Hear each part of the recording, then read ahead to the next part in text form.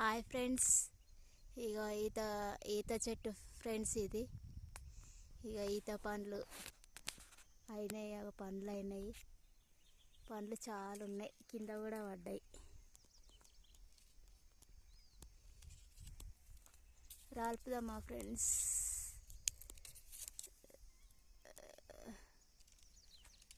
Wow, ఎంత రెడ్గా ఉన్నాయి.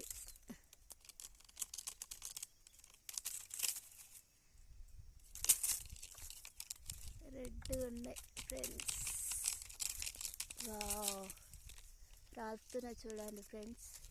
రెడ్డి పండ్లు స్వీట్గా ఉంటాయి ఇవి. వావ్,